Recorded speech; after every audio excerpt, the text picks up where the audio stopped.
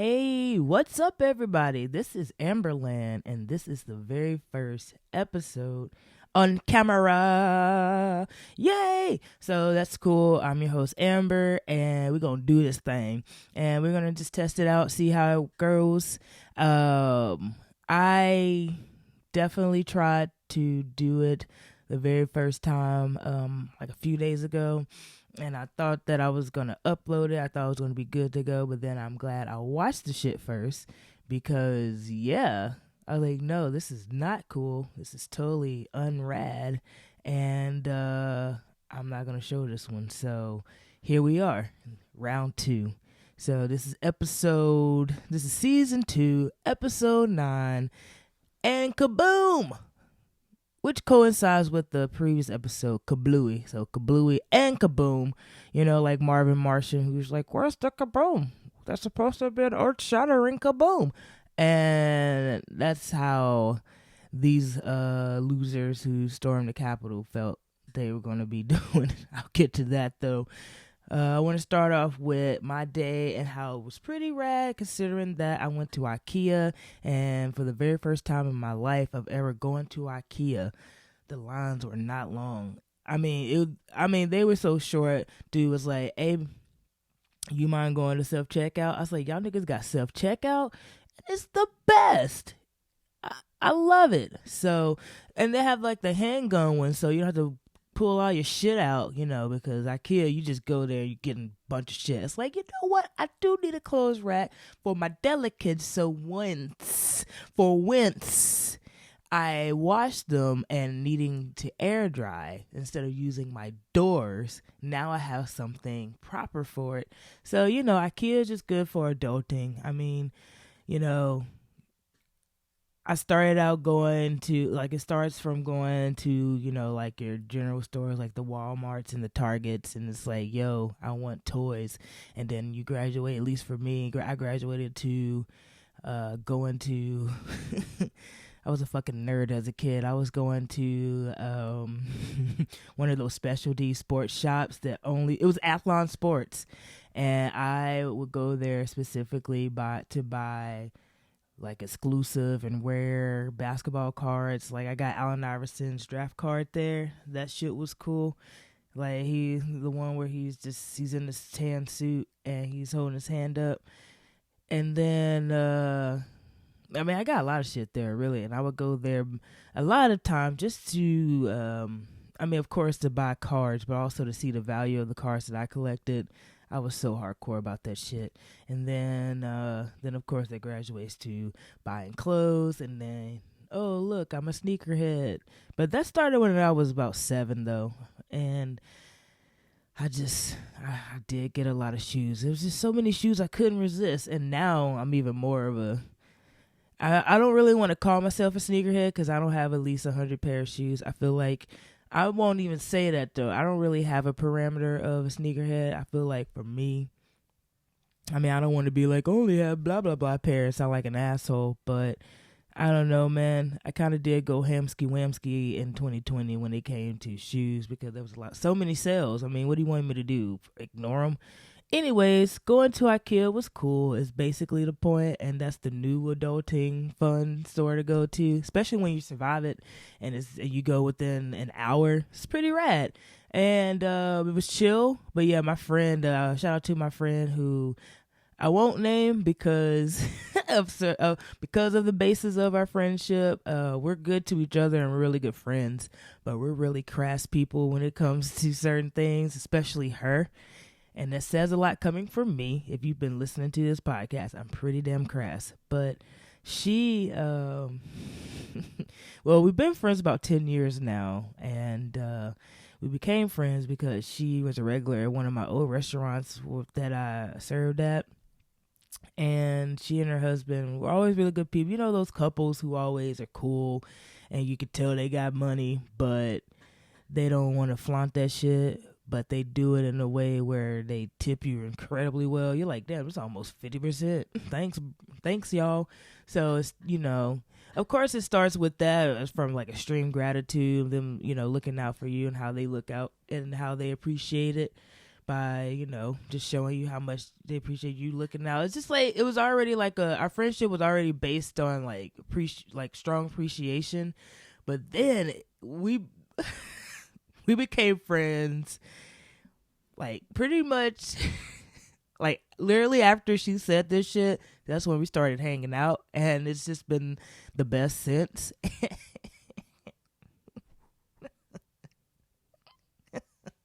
I mean, this is 10 years ago, y'all, and I still laugh every time I think about it.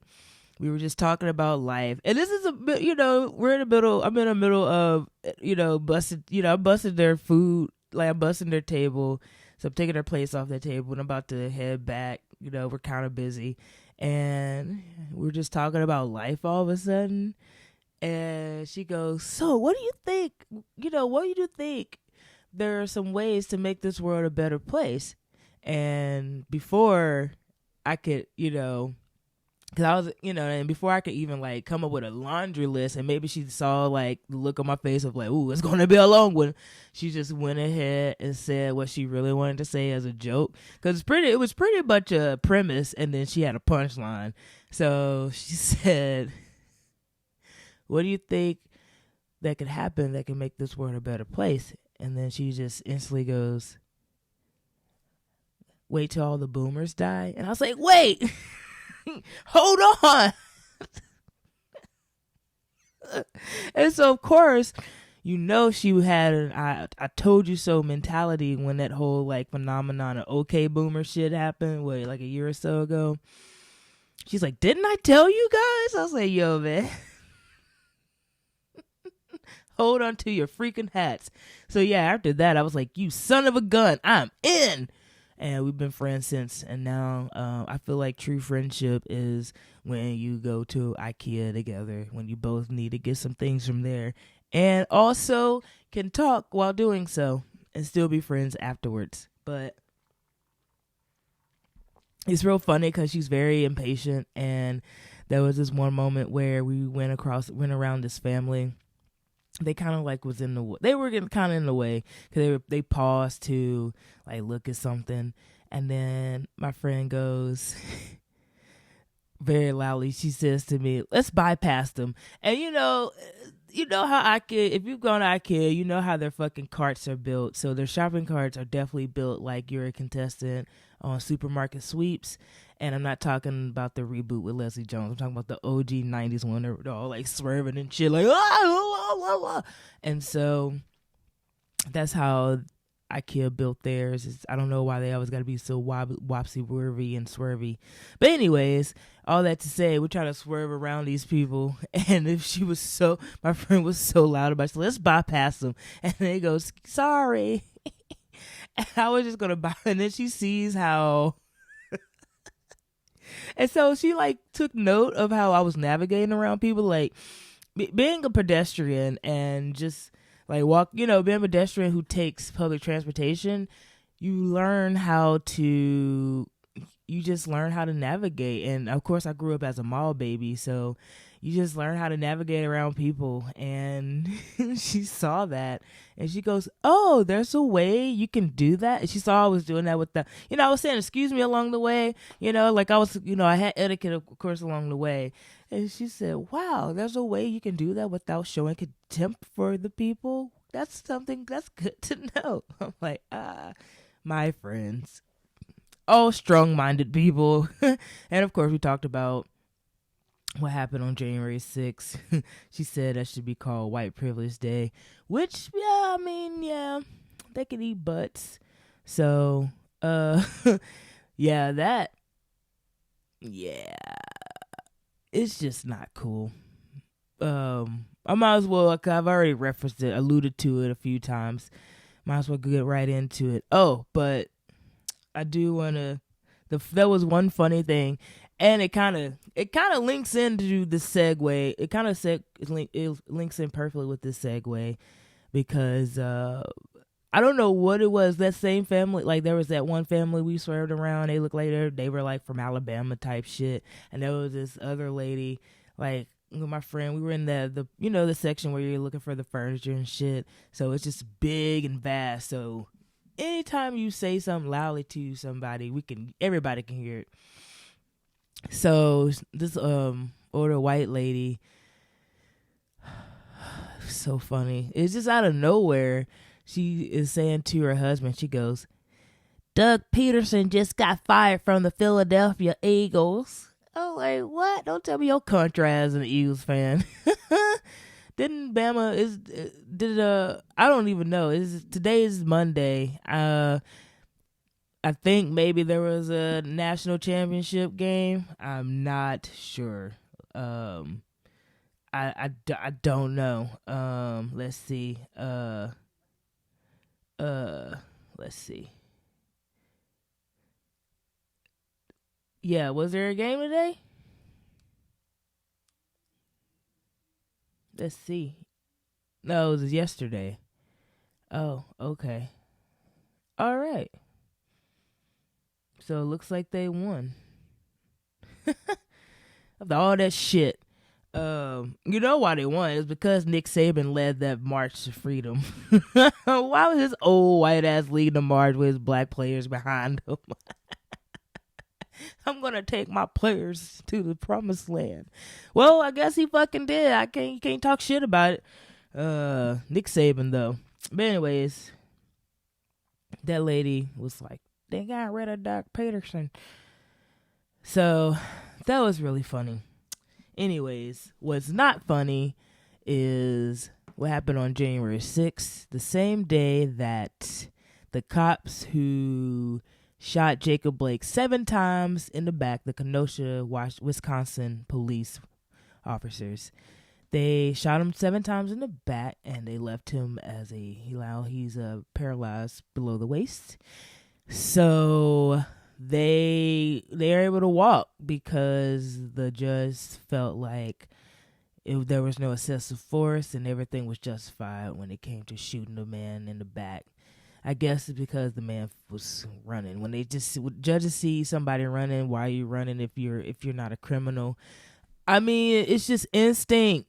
Black people just run when there's people coming from. It's just instinct. We used to dogs chasing our black ass. We're just used to motherfucking shit coming after us, man. So sometimes when you see a police officer with a gun, first thing you want to do is flee that shit. So I don't know.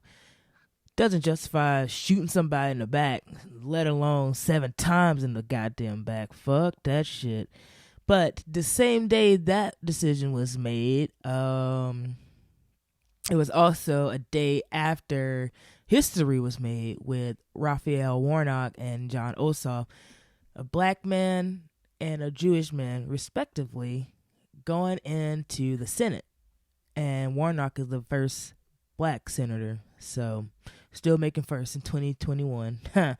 Anyways, so all that to say, the fact that not only is a black man and a Jewish man in the Senate is also, the House is blue for the first time in a real long time, and also black votership is the main reason why a lot of that shit happened. So these are all main ingredients why white people were upset. And by white people, the fucking crack-ass crackers that stormed the Capitol. That shit was wild. So, I mean, but it's nothing new, you know? It is a prime example of white rage, which I highly recommend you all see that? White Rage, Carol Anderson. She's actually a professor at Emory. So, and it's really good, and it talks about the history of white people being mad at our black ass success. So, and it very much so starts during the Reconstruction period, which is the period where black people who recently freed slaves, it's Reconstruction and the fact that they're learning how to live a life without being property, as well as living as a full human being, even though not necessarily, because these white people were still upset and they were still trying to find a way to enslave us. So, of course, you know, there's a slave patrol. Well, now that there's no more patrolling. There's no more slaves to patrol because no one's running away because everybody's free. What do you do then? Oh, police force. We got you. Okay, cool.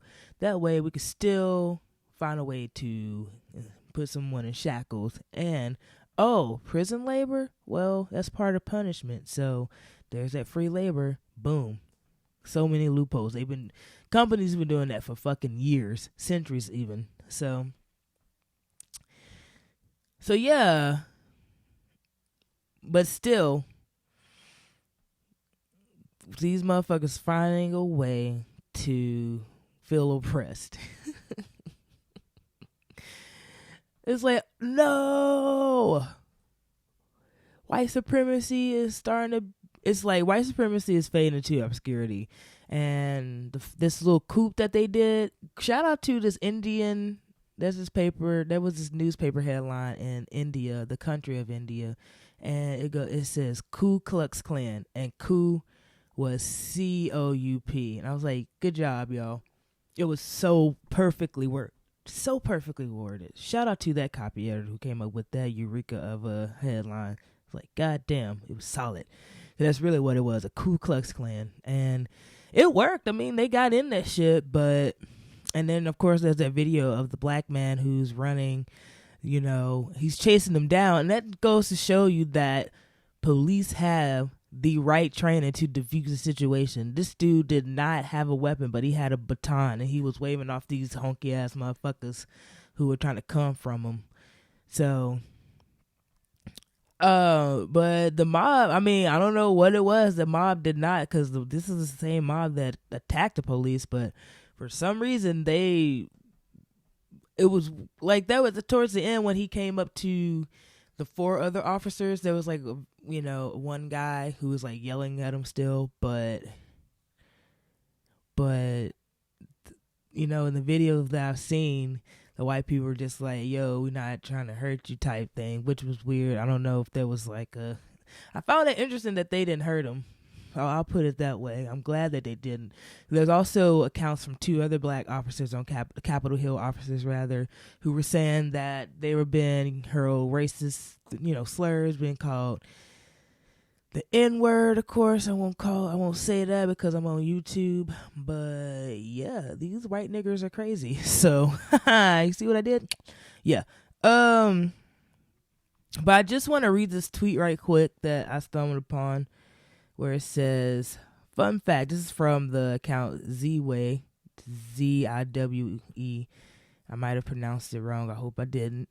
Fun fact, the majority of Southerners who fought and died during the Civil War couldn't even afford slaves because they were just convinced by white aristocracy that black liberation would negatively affect them.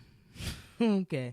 And this is the same thing. Like, instead of enslavement, we showed this is the first time where the black voter registration, like, black people showed up and out at these polls, whether it was through mail-in ballots or in person. We fucking showed the fuck out, and it helped, and it was all help to a lot of black women and men, and it was a strong force. And I'm very proud to be in Atlanta. I've been here for 15 years.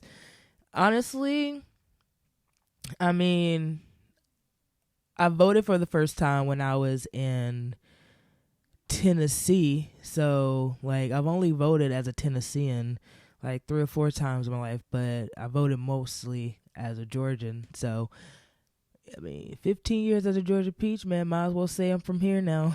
When people ask me where I'm from, I say, oh, I've been for 15 years. Well, you might as well say you're peach. So, it's all peachy. But yeah, just seeing this shit and seeing how, like, watching the video of the cop who is, I mean, this nigga run, it's like a Benny Hill theme song. It's like, like, he's all running like, yeah, I can't wait to let these ugly ass inbred motherfuckers come in.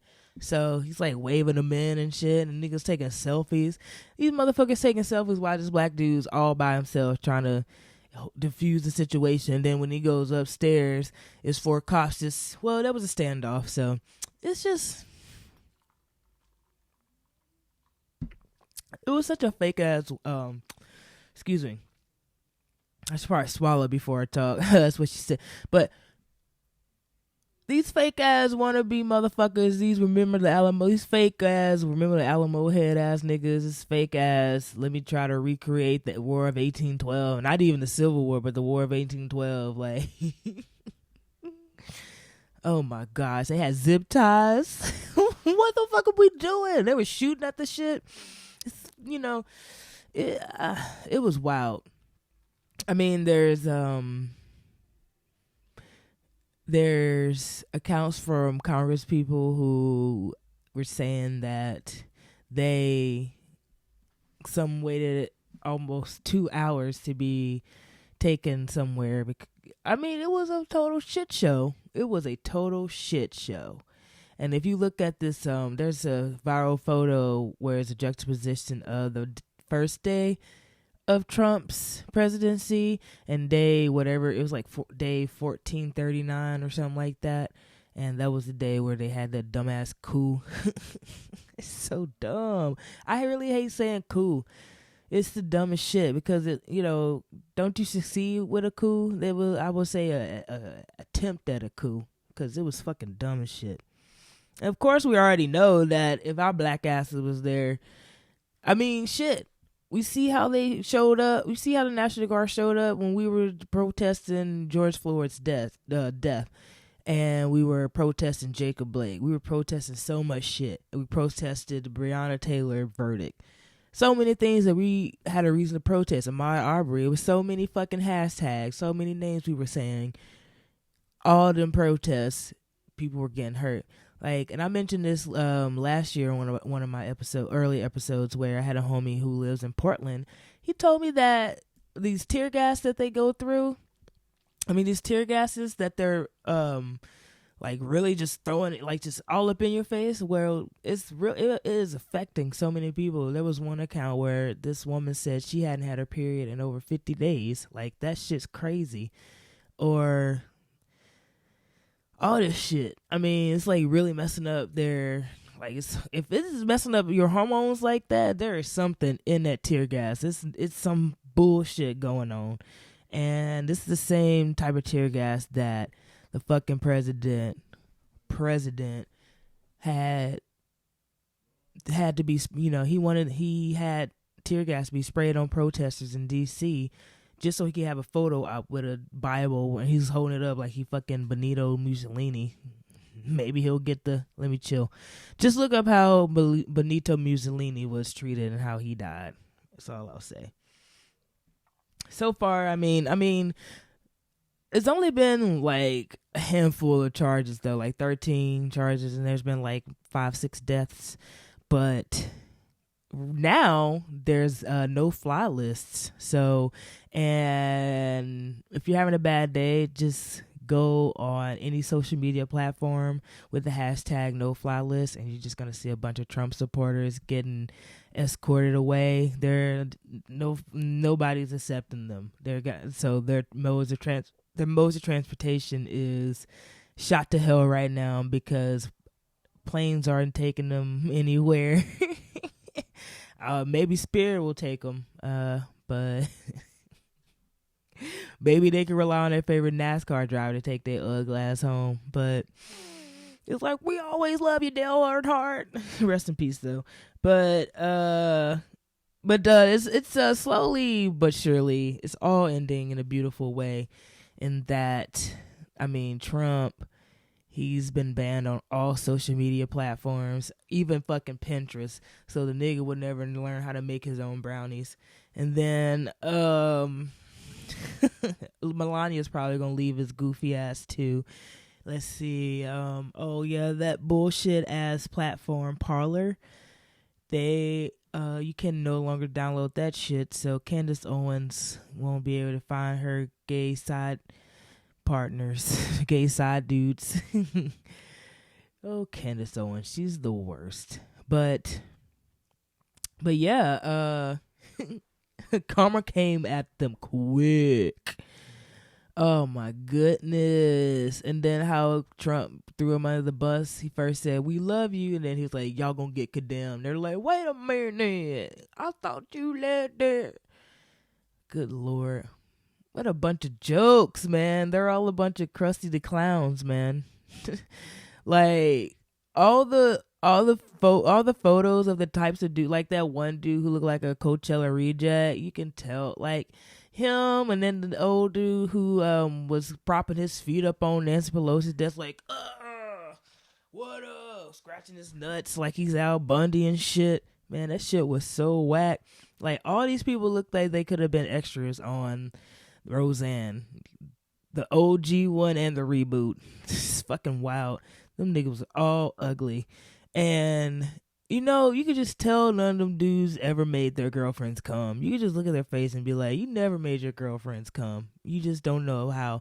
So, yeah, fuck them all. They're all whack.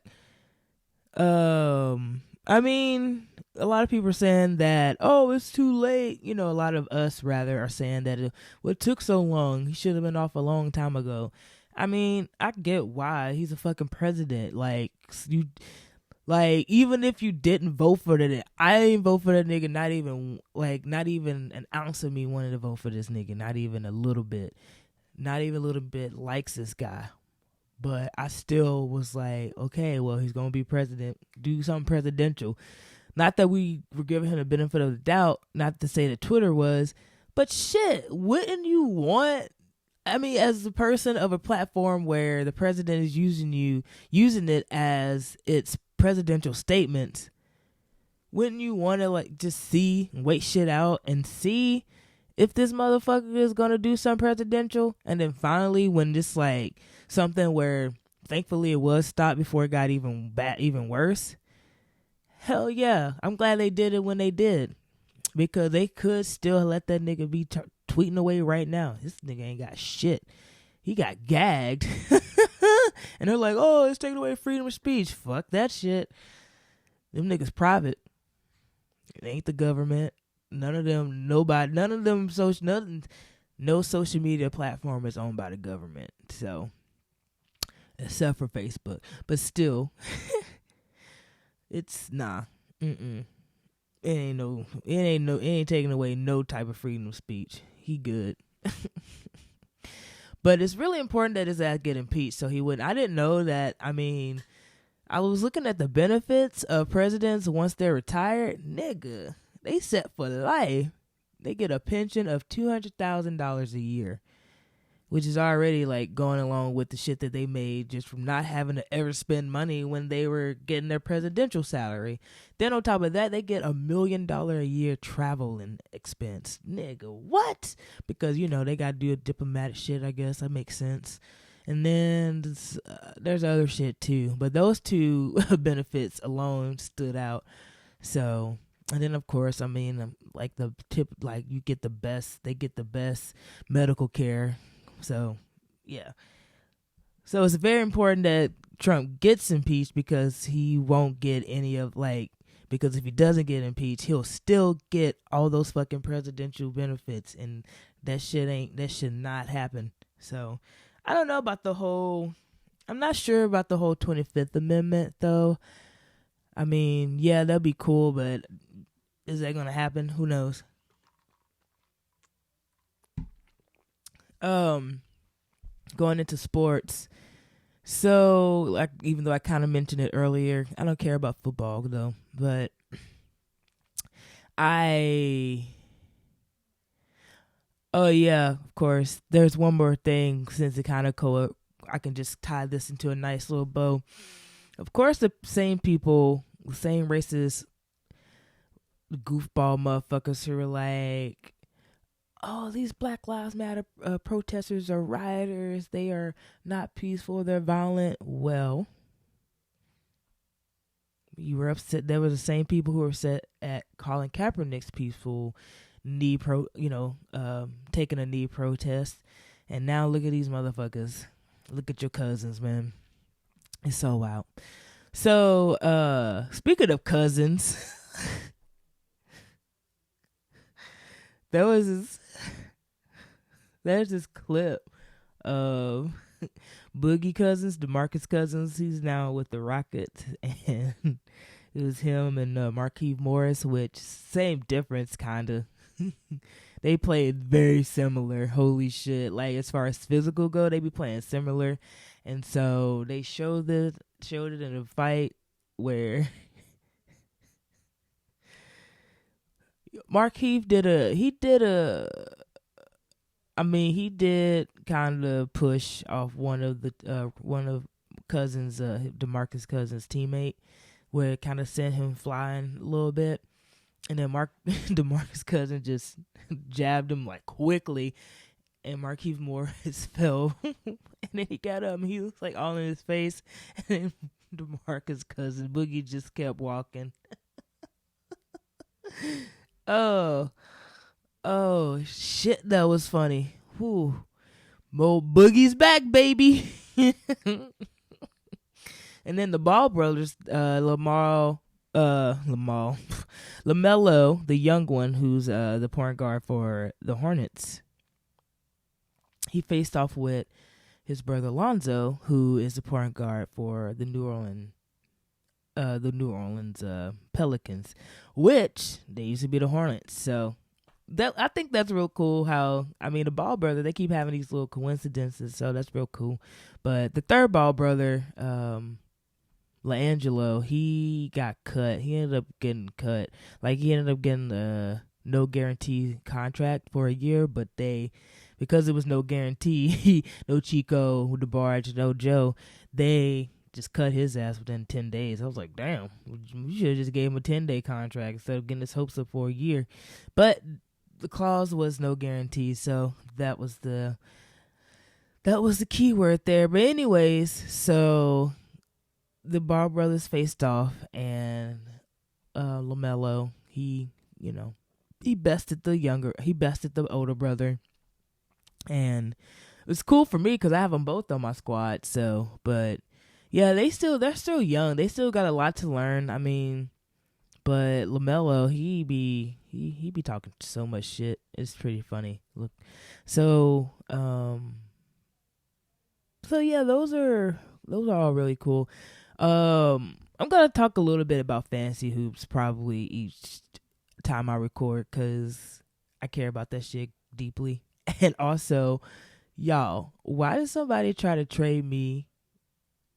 So Kevin Durant's out for like a week or so, as he be. Well, probably like 2 weeks because of COVID protocol. But anyway, so Kevin Durant was out 2 weeks, and then so he was trying to trade me Kevin Durant and Devin Booker for my Zion Williamson and Donovan Spider Mitchell. I'm like, what?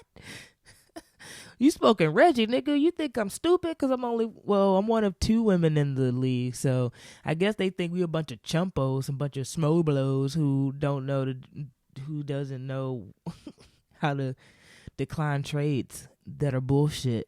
I was looking at that. I was like, man, I can't wait to play this team so I can whoop their ass in a matchup. But anyway, that's the type of person I am. There is not even money on the line for this. It's a free-ass ESPN fantasy league, and I'm just like, yeah, let's talk some shit. But it's all good. Oh, yeah, the NFL playoffs are looking pretty good. I don't care. All right. So I am going to go to a timeout now, which usually I would have a sound effect for, but I'm just going to go this. Timeout. All right. I wanted to talk about this briefly and this is also the reason why I had to scrap the first episode because of this timeout segment. I got a little bit in my feelings, and I was like, yo, fucking relax, Amber. It's all gravy, baby. Tranquila, Amberita. So yeah,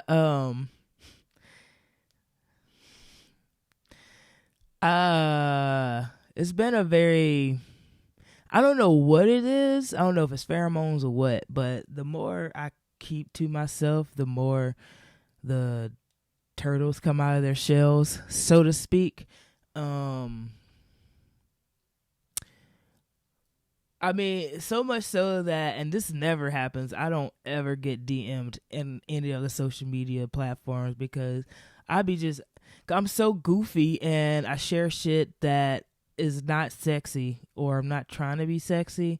So I don't get DMs from thirsty niggas usually, but I don't know. I don't know what happened recently, but I got hit up and I was like, what the fuck is this? And then it just reminded me of my old dating app days of like motherfuckers requesting you to download WhatsApp and shit. It's like, oh, you trying to have a snatch chat? Like, what are we doing? So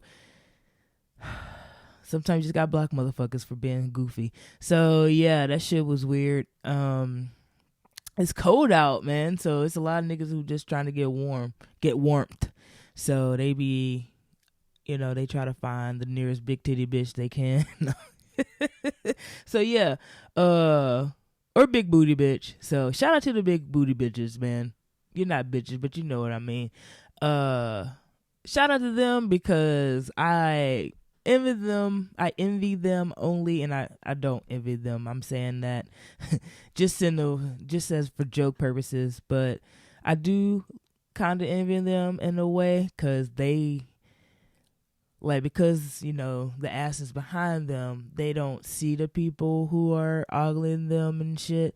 But when you got big titties, it's like it's so obvious that people because when they not looking at your ass and they talking to you though, but they not giving you eye contact, but they know where your nipples are.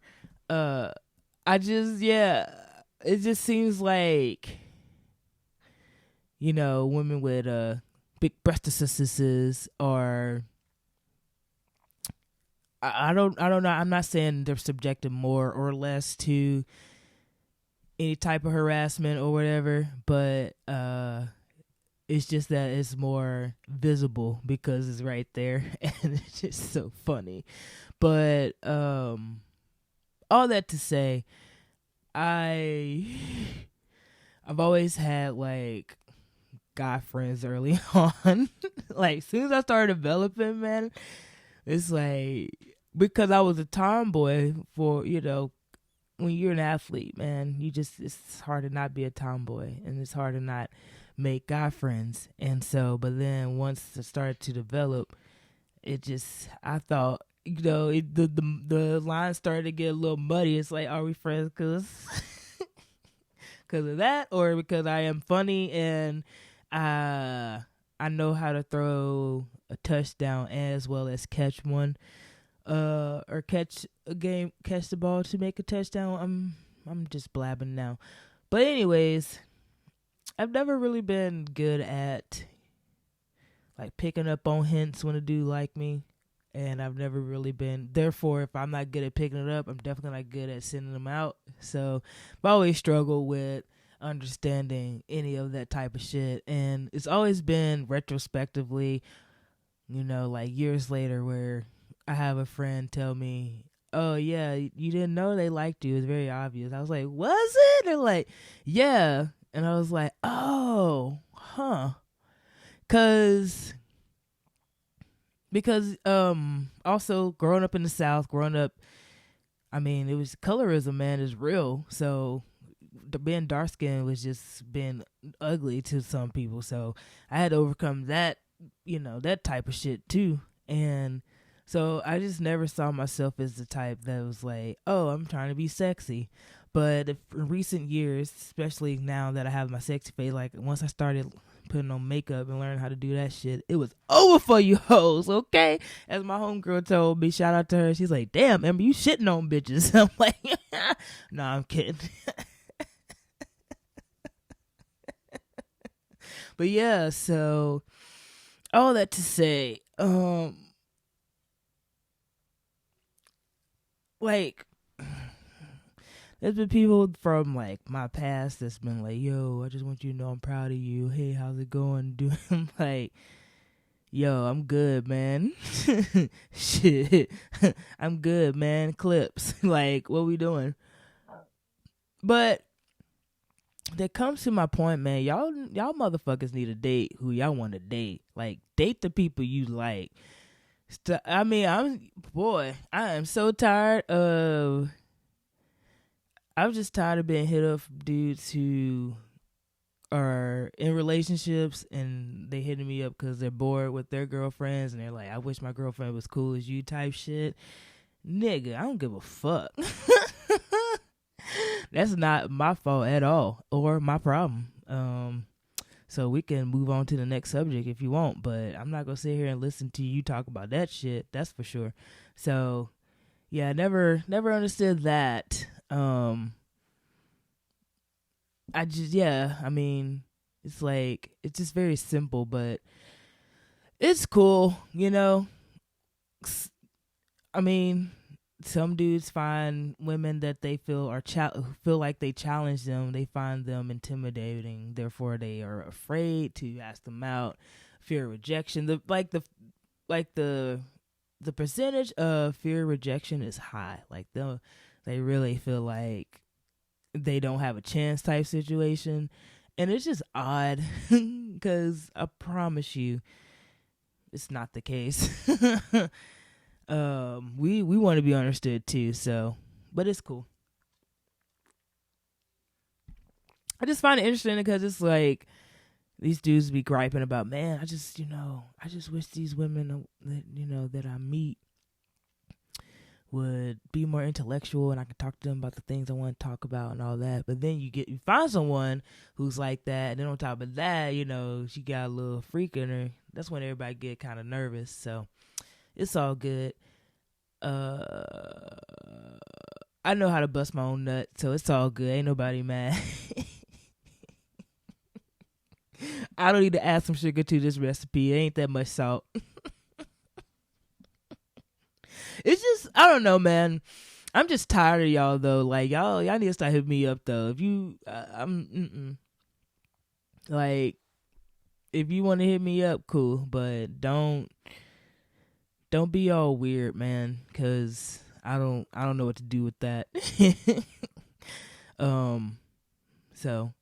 I think that's all I gotta say on that, cause I wanna say what I wanna say, but also am not trying to come off as harsh as I did in the last episode, cause I was on one, two white cups and they got that drink, so it's all good. But there's one more thing I do want to say. I really don't like when guys try to downplay their feelings too, like that whole put on your cool type thing. I really don't like that whole downplaying the feelings.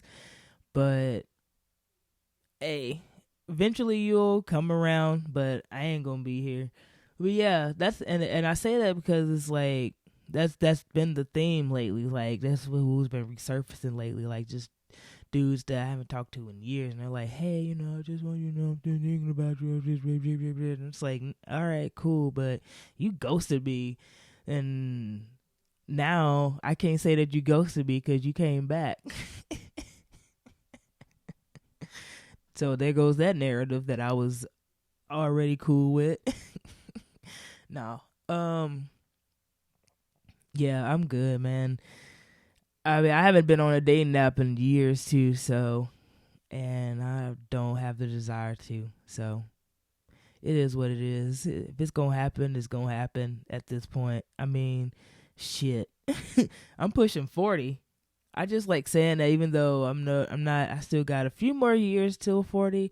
Still, that's the mentality I'm at now. It's like, nah, I'm not putting up with any more bullshit. At the end of the day, y'all motherfuckers just gotta go to therapy or do something that is therapeutic for you. Cause I don't know what else to tell you. Cause if I'm here for you and you still trying to figure out a way to self-sabotage because you nervous and shit, I don't know what to say. So, oopsie daisy. And but yeah, I when I was saying the downplay the feelings, I've had so many moments where, and this all ties into, these are the same dudes, the same people, and I'm saying dudes, but I mean women we do this too, like it's male or female. I'm just saying dudes because that's who I'm into, but I mean women deal with other women doing this to them, and dudes deal with other dudes doing this with them. So it's like, and there's non-binary people who do this to each other. This is a people thing, so let me just get that out the way. It's not it's not relative to just one gender. It's all y'all motherfuckers doing this. So yeah. But yeah, there's so many people who be like, they be into you and shit, and then they something happens because they get scared or whatever, and then instead of telling the truth, they just like, nah, man, I just never was into you. What you talking about? Yeah, fuck that shit. That narrative is false. So, but I'm just glad that I don't fall for that shit anymore. I mean, I'm just glad I'm at a really good place where I'm just chilled, you know. I'm in a much better place than I was a few days ago when I recorded this segment. I'm like, you niggas pussy, lick nuts, bitch. But now I'm like, look, man, it's cool. Y'all do you. Y'all hit me up when you ready.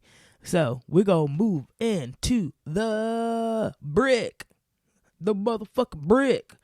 When you shoot and you miss. And so, of course, the brick is clearly them niggas who went to the Capitol and didn't do shit. I mean, they did some shit, you know, but the casualties were their own selves. So, I guess to be even more specific are the white supremacists. White supremacists, man, time's up, man. Ain't nobody got time for your goof ass no more. You know, when I was talking about white rage, there's Reconstruction period where white motherfuckers were mad that our black asses are free. They like, you know what I'm saying? You got, you know, when I was talking about the poor, how like people who fought for slavery, to keep slavery, and a lot of them couldn't even afford them. That's just how that is. It's like, the main motherfuckers who's mad is like the ones who couldn't even afford them anyway. So they, you know, these are these goofballs who see us and they're like, they see us being free, and they're like, we used to own you. You been too free. And it's like, whatever. Just like with the whole voting thing, it's like, oh, they gave you niggers, they gave y'all too much rights. They gave you too much opinion. Well, your opinion don't matter. Well, looks like it does. And even though they tried to do a coup, the election was certified, and nothing stopped what was happening. So white supremacists they're not getting their cake, man. There ain't nobody coming home to celebrate they ass, man. They a bunch of losers. They're all a bunch of losers. And they might have to flee the country just like the Nazi niggas who went to Argentina. So maybe y'all can, I wonder who will harbor a bunch of redneck goofballs though, who will like, who supported Trump.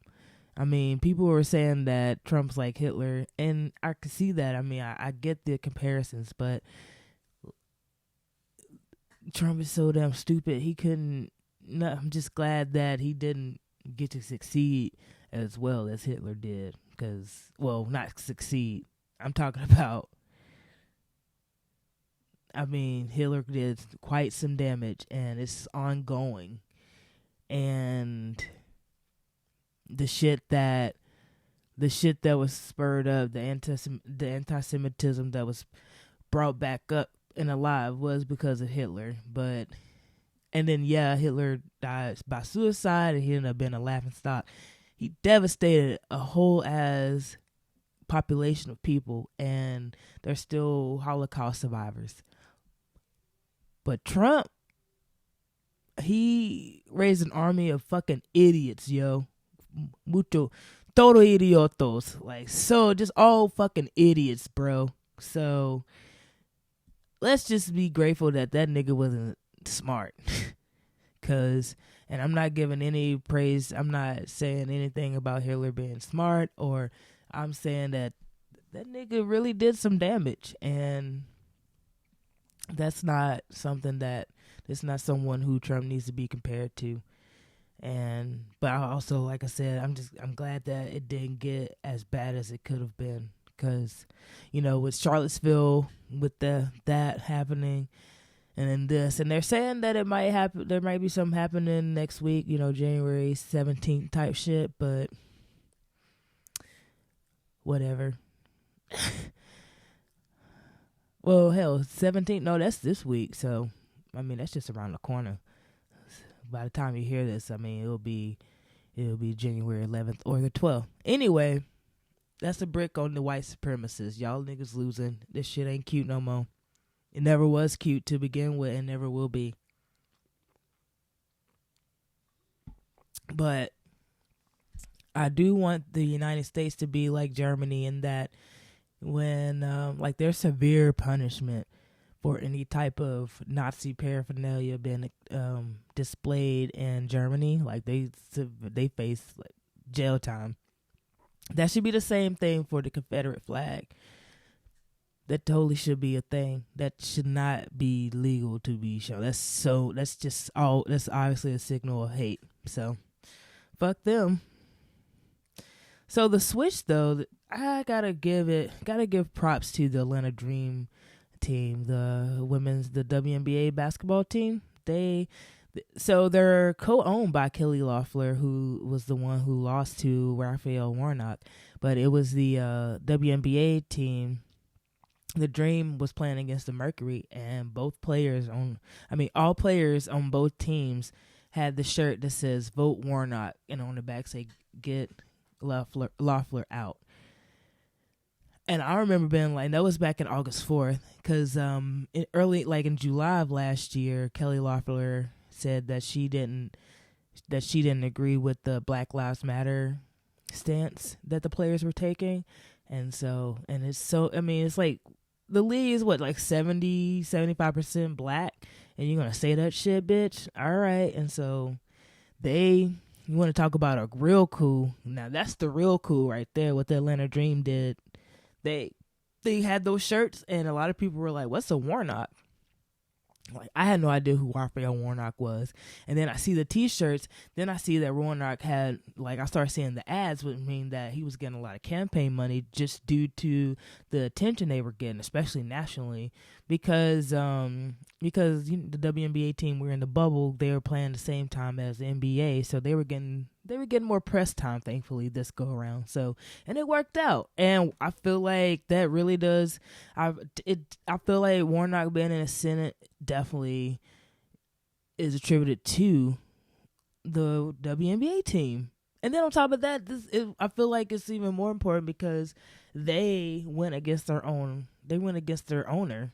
I mean, Kelly Loeffler co-owns that team, and they fucking rallied against their own owner and was like, fuck this bitch. And Warnock's in there now. So, shout out to him, man. That shit. I mean, he's a reverend and a politician, so that's a very interesting mix. But let's see how that pans out. It's better than what these ugly other motherfuckers are. I mean, David Perdue, who needs them motherfuckers? I mean, I'm so tired of the Perdue family. Sonny Perdue, David Perdue, get out of here. And then, of course, like I said, get them out of here. Just get Loeffler and Perdue out, and I'm glad they did. So, and LeBron James have put his hat in, saying that he would take over ownership of the Dream if that works out, because clearly Loeffler does not need to own the Dream. It's going to be so much contentment involved, I'm sure.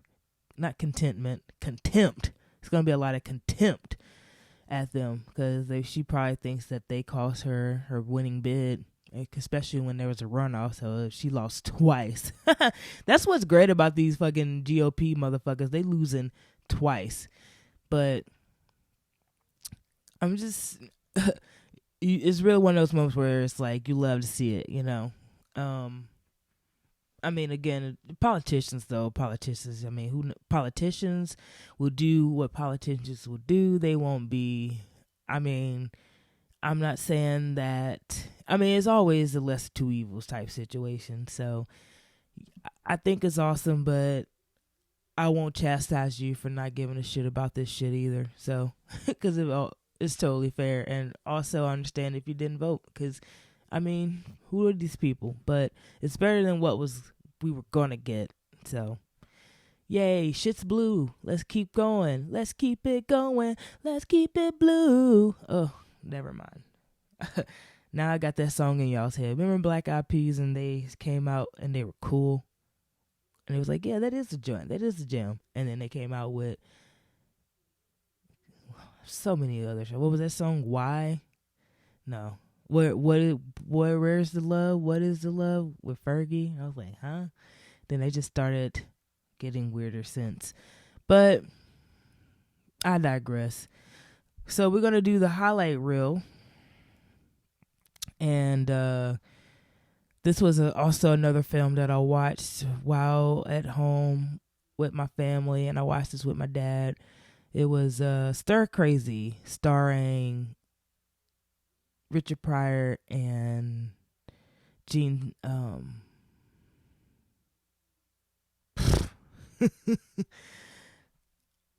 So the two names are coming right now: Gene Hackman and Gene Simmons, and that's not him. Gene Wilder. Okay. I was like, the redheaded nigga who was in Young Frankenstein and them. But yeah, Gene Wilder and Richard Pryor.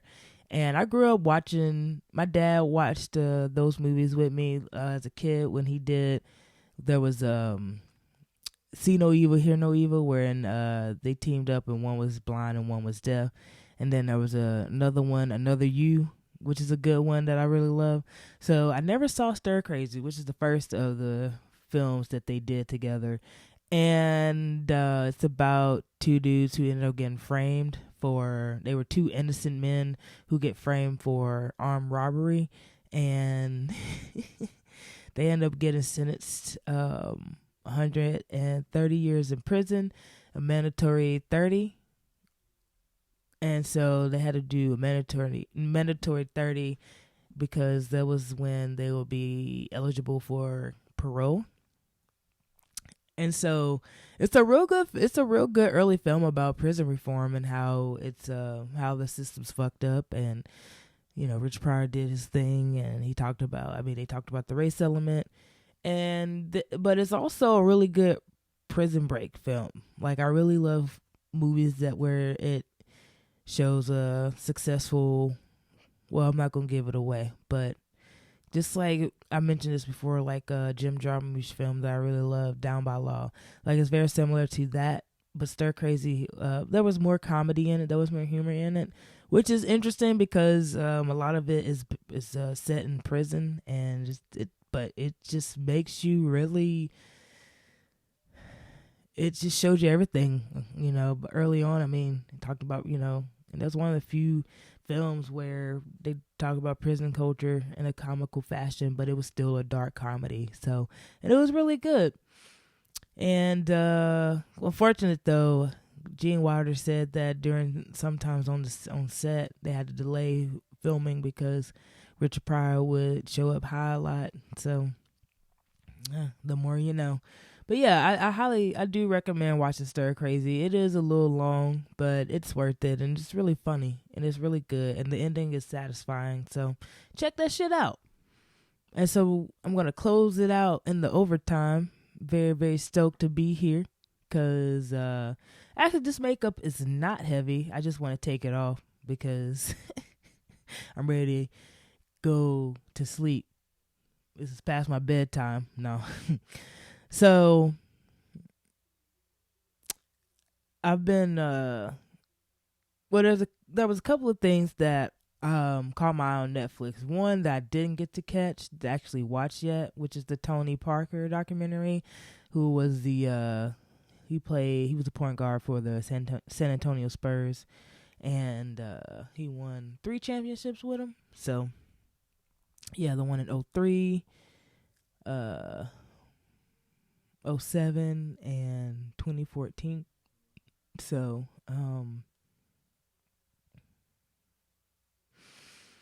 yeah, he I never really was a big Tony Parker fan, but I respected him, and I also know he's one of the pioneers of the floaters, and I think the floater is a really great shot for point guards who like to penetrate but also don't want to fuck up their ankles or knees. So it's like a really great, you can still drive to the hole, but you can also, it's like an injury prevention type shot. Like, I'm going to go to the hole, but I'm going to make sure I don't like put my whole body into it because I don't want to hurt my knees.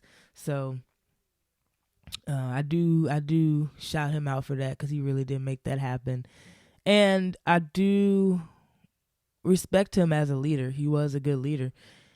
So I am intrigued just to see what they have to say about him, because the angle is really about how he's one of the most successful French athletes. So, and then Kobe Bryant has a segment in it too, which, by the way, I watched.